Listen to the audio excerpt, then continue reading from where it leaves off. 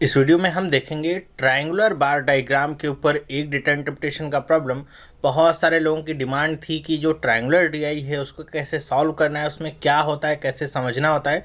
काफ़ी डिफ़िकल्ट लग रहा था, तो मैंने आपके लिए ये वीडियो बनाया है जिसमें आपको मैं बेसिक बताऊंगा कि ट्रायंगुलर डेटा डायग्राम को कैसे रीड करते हैं, उसके बाद कैसे उसके ऊपर आधारित क्वेश्चंस को सॉल्व करते हैं।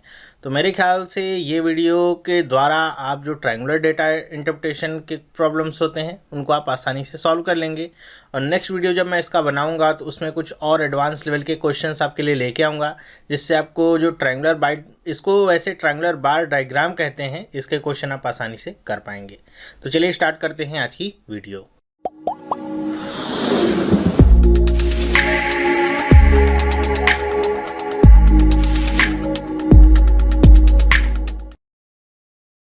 हेलो, मेरा नाम है चंद्रहास, स्टडी स्मार्ट में आपका स्वागत है।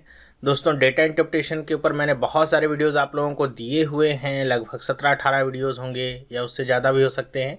तो अगर आप एसबीआई पीओ मेंस की तैयारी कर रहे हैं या किसी भी एग्ज़ाम की तैयारी कर रहे हैं जिसमें डेटा इंटरप्रिटेशन के सेक्शन में आपको प्रॉब्लम हो रही है, तो आप प्लेलिस्ट में चले जाएंगे और आपको सबसे नीचे की जो प्लेलिस्ट मिलेगी वो डेटा इंटरप्रिटेशन की प्लेलिस्ट मिलेगी।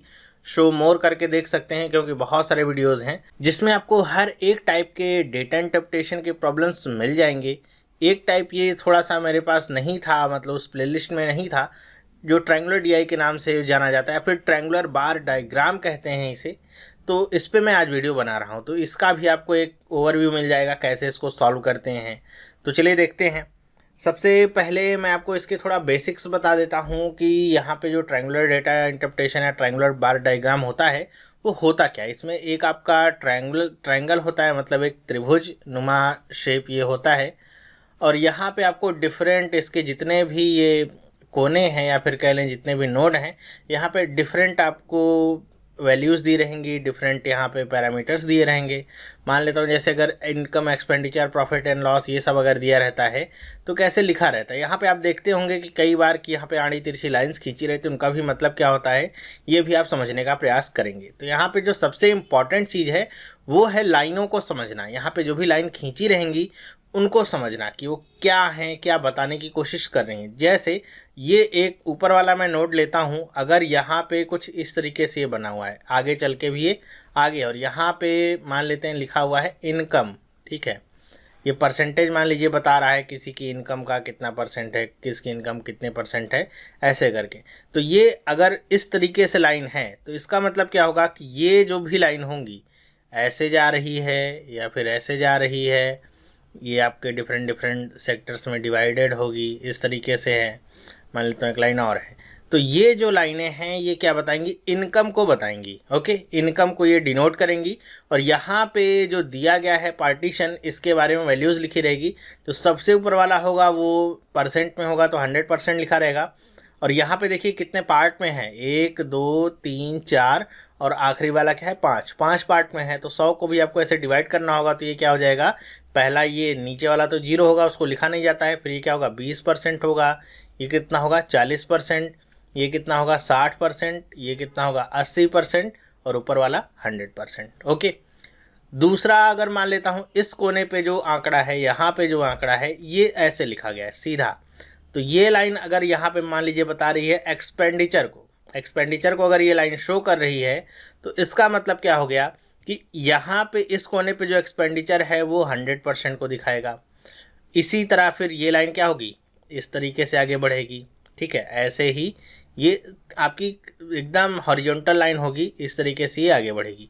तो यहाँ पे ये जो लाइन दिखा रही है इस तरीके का डेटा, तो ये कितना हो जाएगा 80। ध्यान रखिए 100 से किसी भी कोने पे आप रहेंगे, 100 से आप जैसे ही दूर हटेंगे वो परसेंटेज में वैल्यू होगी तो कम होती जाएगी। तो ये 80% होगा, ये 60% होगा, ये 40%, ये 20%, और आखिरी वाला 100%। एक कोना और आपका बाकी है, तो यहाँ पे जो वैल्यूज़ हैं वो क्या होंगी इसको भी आप समझ के रखिए। और यहाँ पे देखना क्या होगा कि आपके लिए वैल्यूज़ कैसे निकाली जा रही हैं, कैसे आपको वैल्यूज़ दी जा रही हैं। तो मान लेते हैं यहाँ पे जो वैल्यूज़ हैं ये कुछ इस तरीके से हैं, और यहाँ पे प्रॉफिट या लॉस को बताया जा रहा है। तो इस तरीके से जो भी लाइन आएगी यहाँ पे 100% होगी, तो यहाँ पे एक लाइन आएगी इस तरीके से, एक लाइन आएगी इस तरीके से, एक लाइन इस तरीके से, एक लाइन इस तरीके से। तो यहाँ पे जो लाइनें हैं ये क्या बता रही हैं 80%, ये क्या है 60, ये 40 और ये 20%। तो आपको क्या देखना है, अगर आपको कभी भी एक्सपेंडिचर निकालना है तो ये जो हॉरिजॉन्टल लाइन है इसको देखना है। यही लोग कंफ्यूज होते हैं, वो समझ नहीं पाते हैं कि मान लेते हैं अगर ये एक्सपेंडिचर वाली लाइन होगी तो वो सोचते हैं एक्सपेंडिचर है तो यहाँ पे इस तरीके से डायग्राम वो देखेंगे नहीं कि लाइन ये जो बताने की कोशिश की जा रही है इसका मतलब क्या है, ये यहाँ पे ऐसे हॉरिजॉन्टल क्यों है, ऐसे क्यों नहीं बनाएगी। उसका रीज़न यही है कि यहाँ पे जैसी जो लाइन होगी उसके बारे में यहाँ से इन्फॉर्मेशन आपको मिलेगी।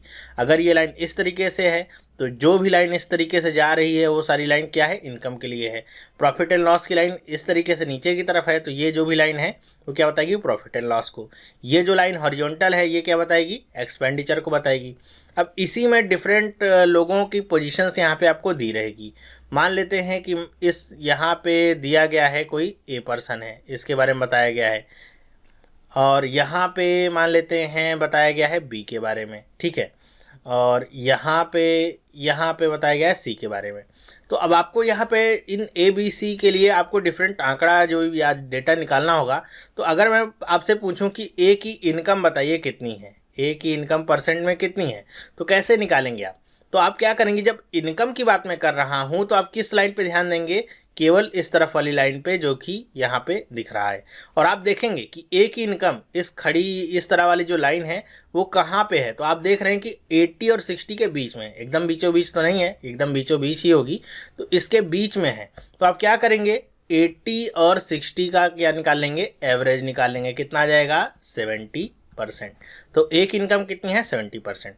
अब अगर मैं पूछूं ए के लिए ही कि ए का प्रॉफिट एंड लॉस परसेंट कितना है, तो यहाँ पे प्रॉफिट एंड लॉस मैंने स्लैश करके लिखा है क्योंकि आप प्रॉफिट भी ले सकते हैं और लॉस भी ले सकते हैं। तो यहाँ पे अगर मैं कहता हूँ ए का प्रॉफिट एंड लॉस परसेंट कितना है, तो आप क्या लेंगे, और जब प्रॉफिट एंड लॉस की बात किया है तो आप इस तरफ से जो लाइन खींची गई है इसको ही देखेंगे, बाकी को आप छोड़ दीजिए।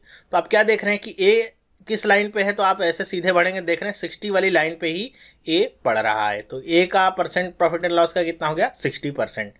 इसी तरह अगर मैं कहता हूँ ए का एक्सपेंडिचर कितना है ये बताओ, तो आप क्या करेंगे, हॉरिजॉन्टल लाइन को देखेंगे। तो ए कौन सी लाइन पे हॉरिजॉन्टल पड़ रहा है ये भी आप देख रहे हैं, क्या ये आपका आ रहा है 60% वाली लाइन पे ही आ रहा है। तो ऐसे ही आपको यहाँ पे डेटा निकालना होता है। किसी की भी बात कर लीजिए, सी की बात कर लीजिए।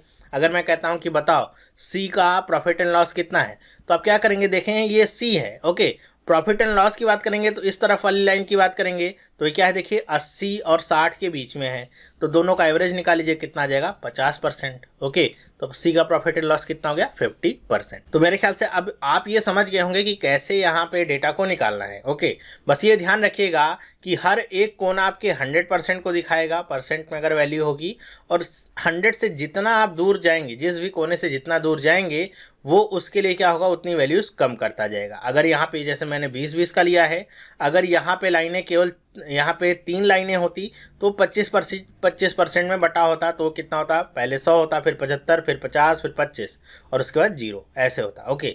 तो आपके ऊपर डिपेंड करेगा कि कौन सा आंकड़ा दिया गया है, कितने पार्टीशन उसमें किए गए हैं। बस ये ध्यान रखिएगा 100 से नीचे उतरना है और घटते हुए क्रम में आपका ये जाएगा, ओके। आपको कुछ भी यहाँ पे इसमें कुछ लोगों को मैंने देखा है कि इसको सोचते हैं या कहते हैं कि ये पलट दीजिए, या फिर कहते हैं कि आप पन्ने को मोड़ लीजिए। कई बार मैंने देखा हुआ है कि जैसे ये सब क्वेश्चन ज़्यादातर कैट वगैरह में पूछे जाते हैं, कैट के जो विद्यार्थी होते हैं देखते हूँ कि जब करते रहते हैं तो अपने सर घुमा लेते हैं या फिर पेपर को पलट लेते हैं इसको करते हुए समझने के लिए। लेकिन ऑनलाइन अगर एग्ज़ाम होगा तो वहाँ पे आप कुछ पलटने और उलटने का सीन तो कर नहीं पाएंगे, या ऐसा भी नहीं होगा कि आप एक बार इसको कॉपी में बनाएंगे फिर करेंगे, तो ऐसा नहीं हो सकता है। बस इतना समझ के रखिए, कॉमन सेंस की बात है। ये आपके तीनों कोने 100% को दिखाएंगे और जिस तरफ की लाइन है वहाँ से आप पीछे हटेंगे तो ये क्या होगा, 100% की जो वैल्यू है वो क्या होगी, कम होती जाएगी। जैसे ये क्या है आपका प्रॉफिट एंड लॉस परसेंट है, तो ये वाली लाइन आपकी आ रही, देखिए 100% यहाँ पे होगा, यहाँ पे 80, 60, 40, 20, बस ऐसे ही आपको करना है, बस हो गया। तो अब हम चलते हैं क्वेश्चन पे सीधा। ये तो बेसिक था, जिन लोगों को पता था वो क्या कर सकते हैं कि स्किप कर सकते थे इस पोर्शन को लगभग 4 से 5 मिनट।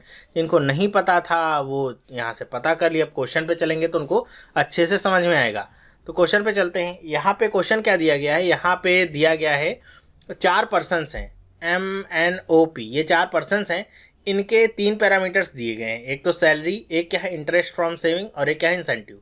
मतलब इन तीनों को मिला करके उनकी इनकम कितनी हो रही है ये टोटल बताने का प्रयास किया गया है। तो यहाँ पे 4% हैं, इन्हीं को लेकर के आपको पूरे आंकड़े दिए गए हैं। और यहाँ पे देखिए कैसे दिया गया है, जैसे सैलरी है तो सैलरी के लिए क्या बताया गया है, ये हॉरिजॉन्टल लाइन। तो अब क्या है, सैलरी अगर आपको देखनी है तो ये हॉरिजॉन्टल लाइन केवल आपको देखनी है किसी भी पर्सन की बात करेंगे तो। अगर बात करेंगे इंटरेस्ट फ्रॉम सेविंग कितनी है, तो ये क्या बात की गई है, इस तरफ वाली लाइन के लिए बताया गया है, डिनोट किया है। तो ये जो लाइन है क्या है, इंटरेस्ट फ्रॉम सेविंग को दिखाएगा। इसी तरह अगर इंसेंटिव की बात करें तो इंसेंटिव आपका कैसे दिखाया गया है, इस तरह से भी दिखाया गया है। तो ये आपका क्या दिखाएगा, इंसेंटिव को दिखाएगा। ओके, तो ऐसे ही आपको करना है। और यहाँ पे पार्टीशन देखिए 3 लाइन का है, मतलब 25-25 का है, और आपको आसानी से वैल्यूज मिल जाएंगी। मेरे ख्याल से अब ये जो बहुत बड़ा सा टॉपिक आपको लग रहा था, कठिन सा डायग्राम लग रहा था, बहुत आसान आपको लगेगा। देखिए कैसे क्वेश्चन इस पे बनते हैं। लिखा क्या है, if the total income of O, ये 0 नहीं ओ है, is 6000 and of N is 7000, find the difference in their salaries. कह रहे हैं कि अगर ओ की इनकम का मतलब क्या है, सैलरी, इंटरेस्ट फ्रॉम सेविंग और इंसेंटिव का सम, वही तो होगी इनकम। एक तो सैलरी उसको मिलती है, दूसरा उसको जो उसने कुछ सेविंग की उस पर इंटरेस्ट मिलेगा, और कुछ उसको एक्स्ट्रा जो काम किया होगा, अच्छा काम किया होगा, उस पर इंसेंटिव मिलेगा। तो टोटल मिला के उसके हाथ में जो पैसा आएगा वो क्या होगी, उसकी इनकम होगी। तो कह रहे हैं कि ओ की इनकम अगर 6000 है और एन की जो इनकम है वो कितनी है, 7000 है। तो आपको क्या फाइंड करना है, उनके सैलरीज का डिफरेंस कितना है ये आपको फाइंड करना है। तो हम क्या करेंगे, इनकम जब पता है तो हम दोनों की सैलरीज का परसेंटेज निकाल लेते हैं कि उन दोनों की इनकम में उनकी सैलरी का कितना योगदान है, और वही हम घटा लेंगे। तो अगर हम बात करें ओ की, कि ओ की सैलरी कितनी है, इनकम तो आपको पता ही है ओ की कितनी है 6000, ओ की सैलरी कितनी है, तो ओ के लिए हम आएंगे, देखेंगे ओ है, ये आपको दिख रहा है ओ, तो ओ की सैलरी आपको निकालनी है। तो सैलरी के लिए हम क्या करेंगे, ये जो हॉरिजॉन्टल वाली लाइन है इसको हम देखेंगे।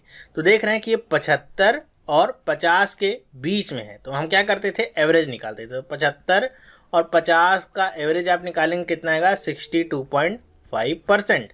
और ये क्या होगा, किसका 62.5% होगा, ये 6000 का। अब क्या कर सकते हैं, 6000 का इसमें गुणा कर सकते हैं और जो भी वैल्यू आए उसको निकाल सकते हैं। अब ये 62.5% है, तो इसको आप, अगर आपको पता है तो डायरेक्ट आप 5/8 लिख सकते हैं, इंटू में 6000 कर सकते हैं। ठीक है, मतलब इसको परसेंट को फ्रैक्शन में कन्वर्ट करके आप आसानी से कर सकते हैं। या फिर अगर आपको नहीं समझ में आता है तो क्या करिए, इसको इसमें क्या करिए, 75% की वैल्यू तो आपको पता होती है कितनी, 3/4। 75 में घटाना कितना है, घटाना है 12.5, तो इसकी वैल्यू कितनी होती है, 3/4। और 12.5 की वैल्यू कितनी होती है, 1/8। बस एलसीएम आप ले लीजिए, कितना आ जाएगा, 8 आ जाएगा, 4 दूनी 8, और ये कितना हो जाएगा, 3 दूनी 6, और ये -1, तो 5/8 यहाँ से वैल्यू आप निकाल सकते हैं। मतलब अगर पता है तो डायरेक्ट कर लीजिए, नहीं पता है तो इस 62.5% को आसानी से कन्वर्ट कर सकते हैं, ये आपको आना चाहिए। तो आप काट लीजिए, अगर काटना चाहते हैं यहाँ से तो काट भी सकते हैं, नहीं काटना चाहते तो यहाँ से रुक सकते हैं। अगर आपको लगता है कि हमको डिफरेंस निकालना है और कुछ ना कुछ कॉमन आ जाएगा तो आप यहाँ पे रुक सकते हैं, आपके ऊपर डिपेंड करता है, ये फैसला आपको करना होगा। मतलब अभी मैं कह दूँ कि यहीं काट के आप पूरा आंसर निकाल लीजिए तो भी सही होगा, अगर मैं कहता हूँ रुक जाइए तो भी सही होगा। टोटल करना तो आपको ही है। फिर इसी तरह अगर मैं निकाल लूँ क्या, एन की सैलरी कितनी है, क्योंकि सैलरी का डिफरेंस चाहिए। तो एन कहाँ पे है भाई, यहाँ पे है एन, और एन देखिए कहाँ पे आ रहा है, 25% वाली लाइन पे आ रहा है। सैलरी की बात कर रहे हैं बस, तो 25% की लाइन पे आ रहा है एन। तो एन की टोटल यहाँ पे इनकम कितनी है, 7000, और ये क्या हो जाएगा, 25% का मतलब कितना होता है, 1/4, सबको पता होगा। अब दोनों को आप घटा लीजिए, तो घटाने का मतलब क्या है, यहाँ पे ऐसे लिख सकते हैं, यहाँ पे कैलकुलेट तो क्या नहीं है, तो 5/8 गुणे में 6000 माइनस में 7000 गुणे में 1/4। माइनस लगाने से अच्छा होगा यहाँ पे आप डिफरेंस लगाइए, क्योंकि आपको डिफरेंस बताना है, मतलब पॉजिटिव वैल्यू आएगी हमेशा। ओके, अब कुछ कॉमन निकल रहा है, 1/4 कॉमन निकल रहा है तो 1/4 कॉमन निकाल लीजिए, और कुछ निकल रहा है ऊपर से 1000 कॉमन निकल रहा है तो 1000 कॉमन निकाल लीजिए, और कुछ कॉमन निकल रहा है नहीं समझ में आ रहा है तो छोड़ दीजिए। तो यहाँ पे बचा कितना, देखिए ये बच जाएगा आपका 5/2 और गुणे में 6, माइनस में ये कितना बचा, 7 बचा। अब ये देखिए 2 3 6, 5 3 15, 15 में से 7 जाएगा, कितना बचेगा, 8। अब 8 है तो ये कितना हो जाएगा, 1/4 गुणे में 1000 तो है ही, और गुणे में 8 आया, तो 4 दूनी 8, कितना आ गया, 2 गुणे 1000, 2000 आ गया इनकी बीच की सैलरी का डिफरेंस। तो देखिए यहाँ पे मैंने कुछ भी कैलकुलेट नहीं किया, क्या किया कि डायरेक्ट यहाँ पे रख दी वैल्यू, जो भी कॉमन आ रहा था कॉमन निकाले, और कॉमन निकालने के बाद वैल्यूज़ को कैलकुलेट करना काफ़ी आसान हो जाता है। तो कौन सा ऑप्शन इसमें सही है, सी वाला। आपको सीखना क्या है, यहाँ से मैंने जो काम किया है ये आपको सीखना है कि आप कैलकुलेशन कितनी तेजी से कर सकते हैं। ओके, नेक्स्ट क्वेश्चन देखते हैं क्या है। If the total income of P is 8,000 find the interest earns from his savings. अब यहाँ पे कह रहे हैं वही बात है कि पी की इनकम 8,000 है, तो बताइए उसने इंटरेस्ट से, ये इंटरेस्ट जो सेविंग पे मिल रहा था उससे कितना रुपए कमाया है उसने। तो पी की बात करें, इंटरेस्ट सेविंग की बात करेंगे, और कुछ आपको ध्यान नहीं रखना है। इनकम कितनी है पी की, तो पी की इनकम कितनी है, तो पी की इनकम आ रही है 8,000 रुपीज़ जो कि गिवन है। अब इंटरेस्ट कितना मिल रहा है उसको सेविंग से, तो आप क्या करेंगे, केवल ये वाली लाइन देखेंगे, ये इस तरफ से जो लाइन आ रही है इस पे चर्चा करेंगे। तो देख रहे हैं कितना है 25%। पी कहाँ पे आ रहा है, इसी वाली लाइन पे आ रहा है, तो ये कितना है 25% वाली लाइन पे ही है। अब कुछ लोग कंफ्यूज होकर के ये मत सोचिएगा कि ये इस वाली और इस वाली लाइन के बीच में है, इस वाली लाइन के बीच में है। ये दोनों अलग अलग चीज़ें दिखा रही है। आपको क्या देखना है, इंटरेस्ट फ्रॉम सेविंग देखना है। तो ये इस तरह से जो लाइन जा रही है इसको दिखा रहा है इंटरेस्ट फ्रॉम सेविंग, और वो कितने 25% वाले पे पी आ रहा है। तो पी की वैल्यू कितनी इंटरेस्ट फ्रॉम सेविंग से आ गई 25%। तो इसी का 25% निकाल लीजिए, मतलब 1/4 कर लीजिए। कितना आ जाएगा 4 दूनी 8, ये भी कितना आ गया 2,000। कौन सा ऑप्शन सही हो गया, सेकंड वाला। ओके, ये तो कुछ आसान से क्वेश्चंस थे, मतलब एक तरीका था कि आपको कॉन्फिडेंस थोड़ा सा बिल्ड हो जाए, समझ में आ जाए कैसे वैल्यूज को निकालना है। नेक्स्ट देखते हैं क्या है क्वेश्चन कि if total income of P is 12,000 and total income of M is 15,000 then salary of M is what percent of incentive of P. ऐसे क्वेश्चन बनेंगे कि पी की इनकम दिया गया है 12,000 और एम की इनकम दिया गया है 15,000। कह रहे हैं कि अब आप बताइए अगर ऐसा है तो एम की जो सैलरी है वो पी के इंसेंटिव का कितने परसेंट है। वही है X is what percent of Y. तो कैसे करते थे, एक्स अपॉन वाई इंटू में 100। तो यहाँ पे आपको क्या करना है, यहाँ पे आपको एम की सैलरी का ऊपर रखना है और नीचे डिनोमिनेटर में क्या रखना है, पी का इंसेंटिव, ठीक है। और गुणे में क्या कर लेना है 100, मतलब ये निकाल लीजिए, ये निकाल लीजिए, आपको आंसर मिल गया। और एम की सैलरी कैसे निकलेगी, अगर आपको यहाँ पे इनकम पता है कितनी 15,000, तो एम की इनकम कितनी है 15,000, तो एम की सैलरी मुझे निकालनी है। तो आ जाते हैं एम पे, एम कहाँ पे है, यहाँ पे है, और सैलरी मुझे निकालनी है तो हॉरिजॉन्टल लाइन को देखना होगा तो कितना है 50%। तो 15,000 का 50% निकालेंगे, मतलब 1/2 करेंगे, कितना आ जाएगा 7,500, 7,500 लिख दिया। इसी तरह हम निकाल लेते हैं पी का इंसेंटिव कितना है। तो पी का इंसेंटिव कैसे निकालेंगे, पी की सैलरी कितनी है 12,000 है, सबको पता है, और यहाँ पे इंसेंटिव निकालना है। तो ध्यान रखिएगा इंसेंटिव ये नहीं है, इंसेंटिव के ये वाली लाइन है। तो ये क्या है 50% और 75% के बीच में है। तो दोनों का एवरेज कितना आया था अभी देखा था 62.5%, और 62.5 का मतलब क्या था 5/8। तो आप डायरेक्ट निकाल सकते हैं 8 एकम 8, 8 गुणे 5 40, ये पूरा 120 है, तो 15 8 120 कैसे भी कर सकते थे। ये कितना गया 1500, 1500 गुणे में 5 करेंगे कितना आएगा 15 25 75 होता है, तो 7500 ये भी आ गया। अब दोनों जगह आप रखिए तो क्या है 7500 ऊपर भी है और 7500 नीचे भी है, और गुणे में क्या है 100, कट गया कितना गया 100% वैल्यू आ गई। तो कौन सा वाला ऑप्शन सही होगा, बी वाला ऑप्शन सही होगा। यहाँ पे आपने थोड़ी सी भी गलती की, यहाँ पे ऐसे समझ लिया पी को देख करके अच्छा ये 25% है, 1/4 निकाल दिया, तब आपके लिए आंसर कुछ और हो जाएगा। और आपने अगर ये ध्यान नहीं दिया इंसेंटिव वाली लाइन कौन सी है, ये वाली लाइन है, तो आपके लिए गड़बड़ी का काम हो सकता है। तो ध्यान रखिएगा, यहाँ पे लाइनें बड़ी मैटर करती हैं, किस तरीके से कौन सी लाइन खींची गई है, क्या दिखा रही है, ये सब बड़े ध्यान से आपको देखना होगा। नेक्स्ट क्वेश्चन देखते हैं, लिखा हुआ है if total income of M is 9,000 then find the ratio between incentive of M and salary of N. कह रहे हैं कि एम का अगर इनकम कितना है 9,000 है, तो अब बताइए कि दोनों एम के इंसेंटिव और एन की सैलरी का रेशियो क्या है। तो एम और एन का आपको निकालना है रेशियो, तो कैसे निकालेंगे हम, एम की इनकम पता है कितनी 9,000, तो हम क्या निकालेंगे इसके इंसेंटिव निकाल लेंगे। तो इंसेंटिव कितना होगा देखिए, तो ये इंसेंटिव वाली लाइन है, कितना गया 25%, तो 9,000 का आपको क्या करना है 1/4 निकाल लेना है। तो कितना आ जाएगा 4 दूनी 8, 4 दूनी 8 और 4 पंचे 20, कितना आ गया 2,250 रुपये। तो 2,250 रुपये आ गया क्या, इसका इंसेंटिव आ गया। फिर इसी तरह हमको एन की सैलरी निकाल लेनी है। तो एन की सैलरी कितनी है, तो ये है हमारा एन, और सैलरी के लिए हॉरिजॉन्टल लाइन कितना 25%, तो 1/4। लेकिन यहाँ पे गुणे में क्या लिखेंगे आप, ये तो आपको कोई वैल्यू पता ही नहीं है। यहाँ पे इनकम पता थी तो 1/4 कर लिया था, लेकिन यहाँ पे एन के लिए तो मेरे ख्याल से क्वेश्चन में कहीं इनकम दी ही नहीं गई है। तो आप क्या निकाल सकते हैं एन की सैलरी, नहीं निकाल सकते। अगर यहाँ पे एन का इनकम ना भी दिया गया होता, मान लेते हैं दे देता कि एन का इंटरेस्ट फ्रॉम सेविंग कितना है, कह देता कि एन का इंटरेस्ट फ्रॉम सेविंग है 3,000 रुपये, तो भी हम निकाल सकते थे एन की सैलरी कितनी है। कैसे? ये इंटरेस्ट फ्रॉम सेविंग कितना था, 50% था, तो मतलब 50% की वैल्यू आपको कितनी दी गई थी, 3,000 रुपये। तो आपको यहाँ पे सैलरी निकालना था, तो 25% की वैल्यू कितनी होती है, ये आसानी से आप निकाल सकते थे क्रॉस मल्टीप्लाई करके। लेकिन यहाँ पे आपको एन के लिए कोई भी वैल्यू दी नहीं गई, मतलब यहाँ पे कुछ बता ही नहीं गया रुपए में कितना उसका है, ना तो इंटरेस्ट फ्रॉम सेविंग, ना तो इंसेंटिव, ना तो सैलरी, ना तो इनकम। तो एन के लिए जब आपको कोई वैल्यू पता ही नहीं, केवल परसेंटेज को छोड़ करके, तो आप कुछ निकाल सकते हैं क्या? कोई कंपैरिजन कर सकते हैं यहाँ पे, कुछ निकाल सकते हैं रेशियो? नहीं निकाल सकते। तो जब आप एन के लिए कुछ निकाल ही नहीं सकते हैं, तो ये जो रेशियो वाली बात है ये आपकी सही हो पाएगी, या फिर आप क्या रेशियो निकाल पाएंगे? नहीं निकाल पाएंगे। तो इसका कौन सा ऑप्शन सही होगा? Can't be determined. अब कुछ लोग अगर इस 9,000 को लेकर के ही चल देंगे, ध्यान नहीं देंगे, सोचेंगे एन के लिए भी क्या है, 9,000 ही है, क्वेश्चन में नहीं लिखा गया 9,000 ही है, तो 9,000 का वो क्या निकालने लेंगे, देखेंगे कितना है, 25% है, तो इसका भी क्या ले लेंगे, 1/4 ही ले लेंगे। तो यहाँ से 1:1 उनको आंसर मिल सकता है। जबकि यहाँ पे आपको ध्यान रखना है कि केवल इनकम एम की दिया गया, एन के लिए कोई भी जानकारी नहीं है। तो यहाँ पे एक बात और ध्यान रखनी होगी कि कौन सा ऑप्शन चूज होगा। None of these option choose नहीं करना है आपको। कौन सा ऑप्शन चूज करना है? Can't be determined. क्यों? क्योंकि हम डिटरमाइन कर ही नहीं पा रहे हैं एन की सैलरी को, इसलिए ये वाला ऑप्शन चूज होगा। नन ऑफ दीज ऑप्शन आप चूज नहीं कर सकते हैं। नेक्स्ट क्वेश्चन देखते हैं। अब आपको बताना क्या है, which of the following is not true. यहाँ पे बड़ा इसमें कन्फ्यूजन होती है, कुछ लोग इसको ऐसे नहीं लिखता है which of the following is false. False लिखेगा तो आपके लिए बड़ा आसान हो जाएगा।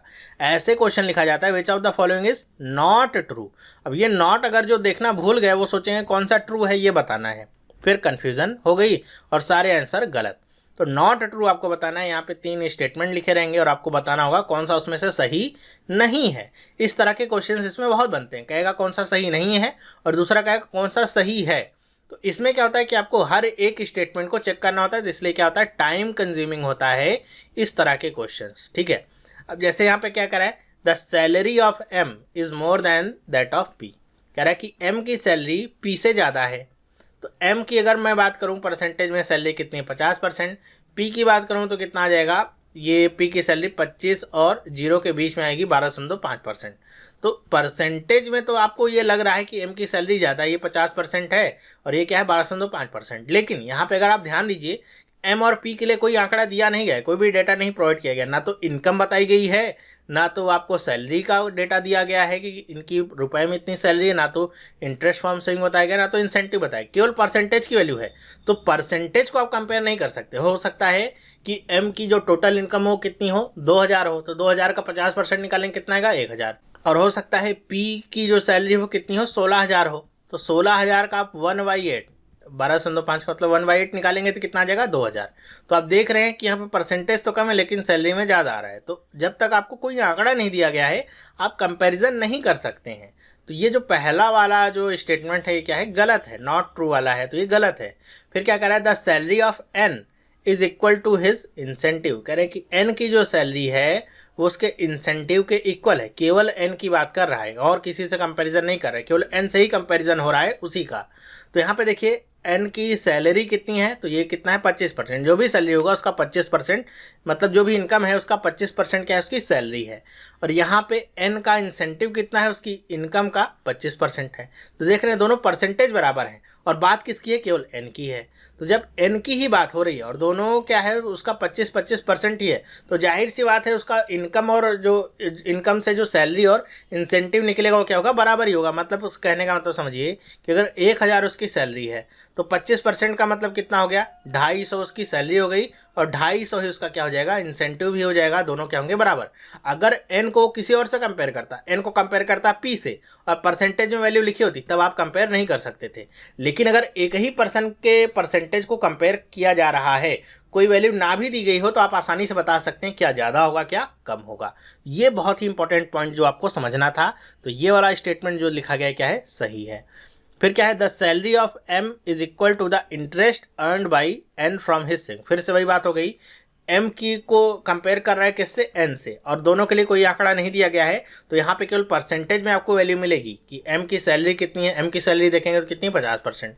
और इंटरेस्ट अर्न बाई एन कितना है, इंटरेस्ट अर्न बाई एन कितना है, 50%। अब जो लोग इससे दूसरे वाले से कंफ्यूज हो गए, सोचेंगे यहाँ भी 50 और यहाँ भी 50 बराबर, मतलब ये वाला भी क्या है, सही है, उनके लिए बहुत गलती का काम है। यहाँ पे ध्यान रखिए, यहाँ पे एम की सैलरी और एन का इंटरेस्ट फ्रॉम सेविंग कंपेयर किया है, मतलब दो अलग अलग पर्सनस का कंपेयर किया जा रहा है। तो इसकी इनकम अलग हो सकती है और इसकी इनकम अलग हो सकती है। इसका 50%, इसका 50% कैसे बराबर हो सकता है? एम मान लीजिए 10,000 पाता है और एन मान लीजिए कितना पाता है 20,000। तो इसका 50% निकालेंगे 5,000 आएगा, इसका 50% निकालेंगे कितना आएगा 10,000। तो ऐसे केस में देखते हैं कि क्या बराबर नहीं हो रहा है। अगर केवल एम की बात करता तब आप कंपेयर कर सकते थे, दो पर्सनस हैं तो ये कंपेयर नहीं हो सकता, तो इसको भी आप गलत काट दीजिए। तो कौन सा वाला इसमें ट्रू नहीं है उसको आपको क्लिक करना है या फिर उसको चेक करना है अपने ऑप्शंस के रूप में। तो गलती से भी सेकंड वाले को मत करिएगा। कुछ लोग सोचते हैं कि अच्छा ये सही है तो ओनली टू, नहीं, आपको बताना क्या है, नॉट ट्रू बताना है। तो नॉट ट्रू कौन सा है? पहला और तीसरा। तो देखिए क्या है, डी वाला ऑप्शन ओनली 1 और 3, यही क्या है, ट्रू नहीं है। दूसरा वाला तो ट्रू आ रहा है। ओके, समझ में आया। नेक्स्ट क्वेश्चन देखते हैं, इसी के ऊपर आपका आधारित है। क्या लिखा गया है? Which of the following is true. कह रहे हैं कि कौन इनमें से ट्रू है। अब यहाँ पे देखिए क्या लिखा है, if total income of M and P are 6,000, 10,000, 11,000 respectively. अब यहाँ पे एम, एन और पी की इनकम दे दिया गया है 6,000, 10,000 और 11,000। इसके बाद आपसे क्वेश्चन पूछा गया है, फिर वही आपका क्वेश्चंस वही हैं, लेकिन यहाँ पे देखिए क्या है कि अब आपको इनकम पता है। तो कह रहा है कि the salary of M is more than that of P. M की सैलरी पी से ज़्यादा है। तो ये आप कंपेयर कर सकते हैं क्या? आप अब कर सकते हैं। क्यों? क्योंकि अब आपको इनकम पता है। तो एम की इनकम कितनी है, देखिए कितनी है, 6,000। तो 6,000। अब सैलरी देखिए, सैलरी से कंपेयर कर रहे हैं तो एम की सैलरी कितनी है, 50% इसमें हिस्सा है। तो 6,000 का 1/2 करेंगे, कितना आ जाएगा, 3,000। इसी तरह अगर पी की बात करें तो पी की यहाँ पे इनकम देखिए कितनी है, तो पी की इनकम है 11,000। देखिए क्या लिखा, रेस्पेक्टिवली लिखा है, मतलब एम के लिए 6,000, एन के लिए 10,000 और पी के लिए 11,000। तो पी की इनकम कितनी है, 11,000 है।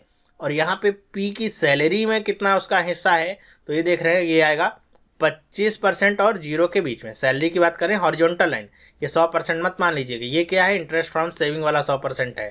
तो 25 और 0 कितना जाएगा, मतलब 12.5% के बीच में आएगा।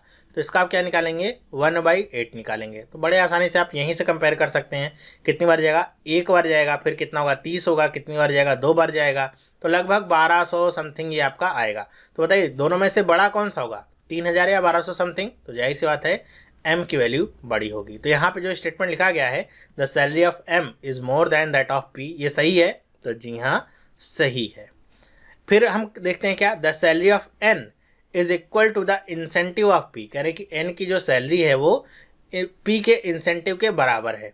तो एन की सैलरी कितनी है, देखिए, तो एन की सैलरी निकालने कैसे निकाल सकते हैं, इनकम पता है कितनी है, 10,000 उसकी इनकम है।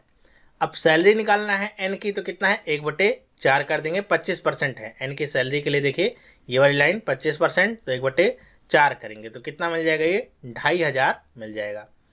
पी के लिए इंसेंटिव निकालना है, तो पी की सैलरी कितनी है, 11,000 है, तो 11,000 लिखेंगे।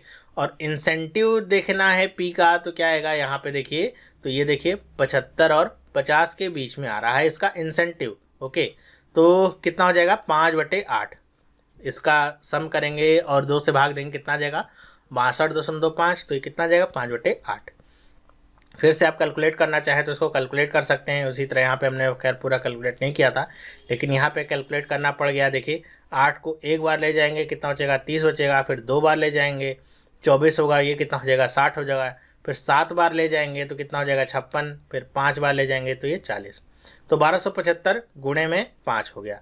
तो किसी भी संख्या को मैंने बताया 5 से गुणा करना कितना आसान है, उतना ही जितना 2 से भाग देना। तो 5 से यहाँ पे वैसे भी देखिए ये 1200 है, 5 से गुणा करेंगे तो 6,000 से ज़्यादा वैल्यू आपको मिलेगी, मतलब ग्रेटर देन 6,000 आपको वैल्यू मिलेगी।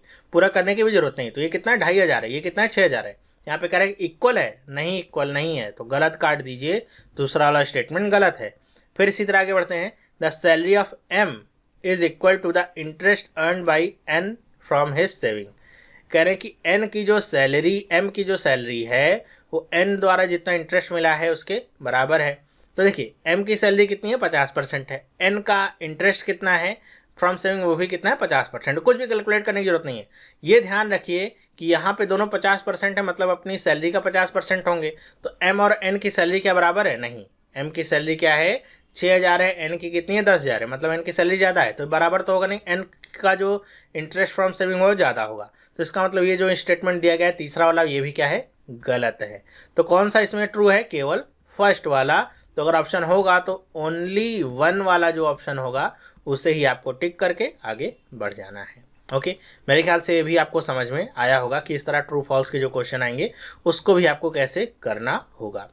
तो ये जो वीडियो मैंने अभी बनाया है आपके लिए, तो इसमें मैंने आपको बेसिक जो आइडिया होता है ट्रायंगुलर टीआई का, ट्रायंगुलर बाय डायग्राम का, ये बताने की कोशिश की है जिससे आपका जो डर है इसको लेकर के थोड़ा सा खत्म हो सके और आप खुद से भी प्रैक्टिस करके देखिएगा इस तरह के क्वेश्चंस को कैसे आप आसानी से कर सकते हैं। फिर भी प्रैक्टिस के समय अगर आप कोई क्वेश्चन अटकते हैं, आपको लगता है कोई क्वेश्चन बहुत टफ है, तो आप मुझे वो क्वेश्चन ईमेल कर सकते हैं। ईमेल आईडी आपको डिस्क्रिप्शन बॉक्स में नीचे मिल जाएगी और वहाँ से लेकर के आप मुझे क्वेश्चन मेल कर दीजिएगा। बस इस बात का ध्यान रखिएगा अगर आप फोटो खींच के भेज रहे हैं थोड़ा साफ़ सुथरी हो, जिससे सारी चीज़ें दिख रही हों। ओके, तो ये वीडियो आपको कैसा लगा मुझे आप कमेंट करके बताइएगा। अपनी तरफ से मैंने बहुत ही सिंप्लीफाइड वे में आपको ट्रायंगुलर बार डायग्राम कैसे सॉल्व करना बताया है और समझ में आया होगा तो आप लाइक करना ना भूलें। आपके लाइक और कमेंट से मुझे बहुत ज़्यादा प्रोत्साहन मिलता है आगे वीडियोस को बनाने के लिए। और शेयर करिए इसे उन लोगों के साथ जिनको इसमें प्रॉब्लम है या जिनको इससे डर लगता है कि ऐसे कैसे करते हैं, समझ में नहीं आता है, प्रॉब्लम को क्रैक करना उनको नहीं आता है। नेक्स्ट जो मैं इसका वीडियो बनाऊँगा उसमें मैं आपको ये बताऊंगा कि यहाँ पे जो भी वैल्यूज़ दी रहती हैं उसको कैसे पहले हम टैबुलर डायग्राम में कन्वर्ट करते हैं, उसके बाद हम वहाँ से आंसर निकालते हैं। तो वो सारी चीज़ें तभी होंगी जब आप मुझे लाइक और कमेंट करके बताएंगे कि आपको ये वीडियो पसंद आया, तभी मैं आगे इस पर बढ़ूंगा। मुझे भी लगेगा कि मेरे द्वारा जो एफर्ट किया जा रहा है ये सार्थक हो रहा है। और एक इम्पॉर्टेंट बात कि अगर आपने हमारा टेलीग्राम चैनल ज्वाइन नहीं किया है तो टेलीग्राम चैनल हमारा ज्वाइन कर सकते हैं। लिंक आपको नीचे डिस्क्रिप्शन बॉक्स में मिल जाएगा, वहां पे क्लिक करके आप ज्वाइन कर लीजिए। इसको ज्वाइन करने का फ़ायदा क्या होगा कि जो भी मैं वीडियोस डालता हूं उसका डायरेक्ट लिंक आपको आपके मोबाइल पे मिल जाएगा मैसेज के थ्रू, या जो भी मैं PDF वगैरह प्रोवाइड करूंगा वो मैं यहीं पे आपका प्रोवाइड करूंगा। व्हाट्सएप की तरह ही है ये भी, जैसे व्हाट्सएप में ग्रुप होता है उसी तरह का कुछ, या ब्रॉडकास्टिंग लिस्ट होती है उस तरह का ये आपका फंडा है। तो ज्वाइन कर सकते हैं, आपको नीचे डिस्क्रिप्शन बॉक्स में इसका लिंक मिल जाएगा। और आपको कोई भी अपडेट जो स्टडी स्मार्ट के द्वारा प्रोवाइड की जाती है, चाहे वो स्टडी स्मार्ट का हो चाहे स्टडी स्मार्ट SSC का हो, दोनों ही आपको यहीं पे आपको मिलता रहेगा। ठीक है, तो ये वीडियो देखने के लिए आपका बहुत बहुत धन्यवाद। अगर आप इस चैनल पर नए हैं, पहली बार इस वीडियो को देख रहे हैं, तो आप इस चैनल को सब्सक्राइब कर सकते हैं, जिससे इस तरह की यूजफुल वीडियोस आपको मिलती रहेंगी और आपकी प्रिपरेशन और अच्छी होती रहेगी। चैनल को सब्सक्राइब करने के बाद बेल आइकन को प्रेस करना मत भूलिएगा, जिससे आपको रेगुलर अपडेट्स मिलती रहती हैं। तो ये वीडियो देखने के लिए आपका बहुत बहुत धन्यवाद। अब हम मिलेंगे नेक्स्ट वीडियो में, तब तक के लिए have a nice day and bye.